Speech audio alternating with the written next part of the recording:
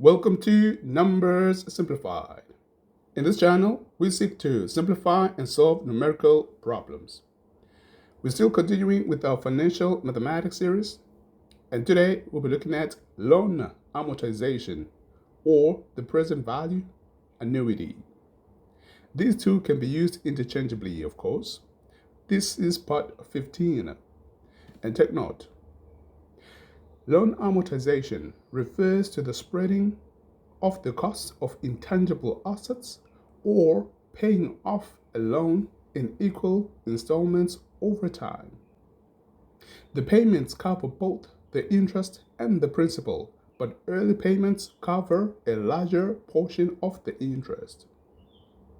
However, when we flip the sides, that is to say that the borrower becomes the annuitant, lending out an amount in order to get regular payments. It could be from a bank or an insurance company with interest on each outstanding balance. In this case, we have a present value annuity. So in this session, we will apply one approach, but the annuitant has to be identified in order for us to distinguish on whether we are dealing with an amortization or the present value annuity scenario. Now, the formula for the amortization is given in this manner. PV, which is the present value, is equal to PMT times the compounding period over the interest rate, multiplied by 1 minus 1 plus the rate over the compounding period raised to the power minus years times the compounding period. We are going to label this equation 1 for ease of reference. And take note, when we looked at the future value annuities, we had a 1 subtracted from 1 plus r over I term, and also that term was to the positive ni. So take note of the difference that takes place here. So that is the difference between the future annuity and the present value annuity. So PV represents the present value. PMT is equal to the amount that are going to be paid regularly. So these are the equal amounts that are going to be paid regularly. And R is the decimal interest per annum. N is the number of years. And I is the number of periods in a year. So in order for us to determine the PMT, given all the other variables, including the present value itself, from equation 1, we are going to multiply both sides by r over I. In so doing, we would clear the I over r term. So what we do on one side, we also do on the other side. Therefore, we are going to have the PV r over I is equal to PMT times 1 minus 1 plus r over I raised to the power minus ni. So of course, we are trying to make PMT the subject of the formula.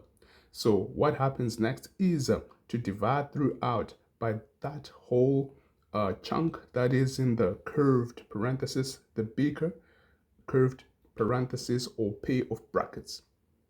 So dividing by that, we are going to end up having PMT being equal to PV times r over I all over. So in the first set of parentheses, 1 minus, then in the second set of parentheses, 1 plus r over I raised to the power minus ni. That would be our PMT, or we can rewrite it in this particular manner. Now we are going to label this equation 2 for ease of reference as well.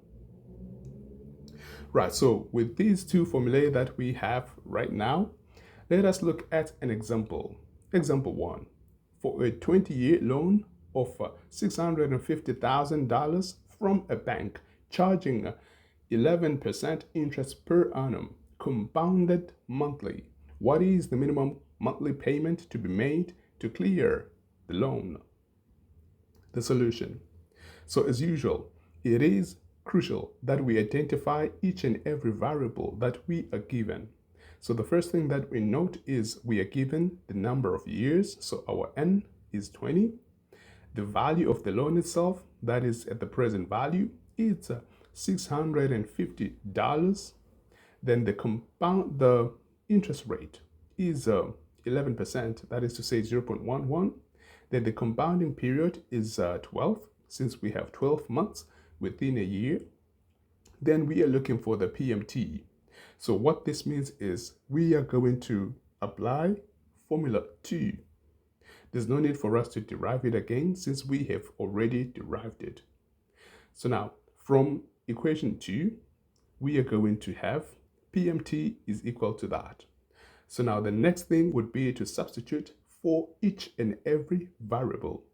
So starting with R, we have R in two places, 0.11 and 0.11. So in two places, we substitute for that.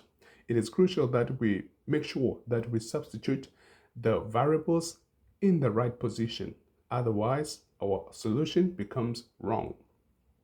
Now, the next thing that we can go for is the compounding period. So we've got the compounding period in 3 places. So in 2 places is a denominator, and in 1 place is a power. So 1, 2, 3, we have it there. Then of course, we can go on to the present value, PV. This is 650,000. So we substitute that one. It's just there in 1 place. Then the last thing that remains is the number of years. There are 20 years, and this is in the power. So we substitute that, we have that. So we also have to make sure that we have substituted everything. That's one thing. Then the second thing, just be sure that we have substituted everything in the right place. Otherwise, all our work would be in vain. Right, so with that, the next thing would be to deal with what's within the pair of brackets or the set of parentheses first before we expand. That is important. Of course, I know some people can actually input these values in their calculator straight away. It's possible to get a correct answer, yes, but it's not advisable. Right, so simplifying what we have within the pair of brackets, we are going to have, so for the first set of brackets, we would have 11 over 1,200. So with this one here, you can express it as a fraction as I have done, or keep it as a decimal. But now, if you keep it as a decimal, make sure to keep it to either 4 or 5 decimal places so that you don't compromise on the accuracy of the answer. But where you can keep your answer exact, keep it exact. In that way, you would get an answer that is very close to the exact answer. So now, we would do the same thing for the inner pair of brackets in the denominator, so that we have 1 plus 11 over 1,200. And of course, the powers, when we multiply minus 20 times 12, we get minus 240. So we simplify further because we are going to make our lives easier and avoid also the possibility of making mistakes. Because if we just input the values from word go, we might make a lot of mistakes. And that's not what we're looking for here. We want something that is very accurate and precise. So now we move on to the inner bracket within the denominator. So combining 1 and the 11 over 1,200, we are going to get 1,211 over 1,200. So that's one way of simplifying that one. So going further, now we can no longer keep this one exact.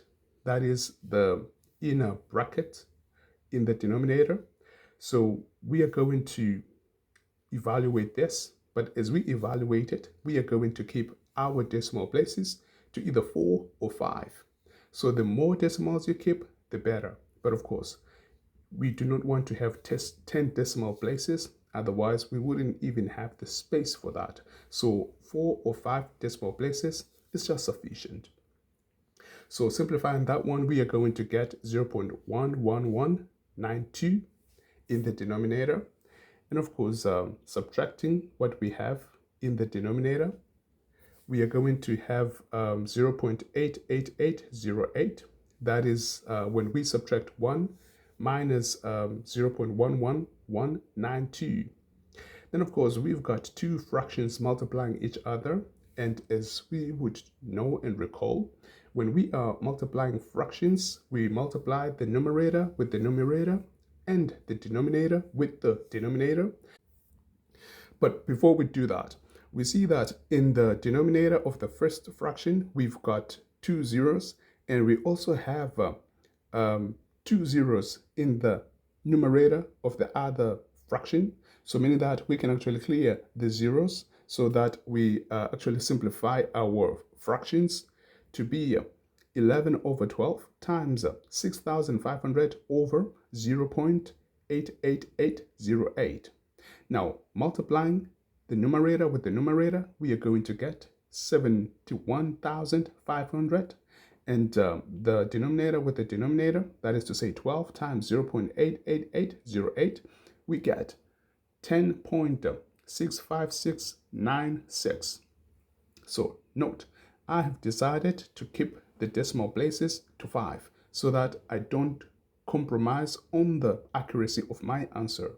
And of course, this one here is easy to evaluate so that we get our answer as $6,709.23. And I hope that makes a lot of sense.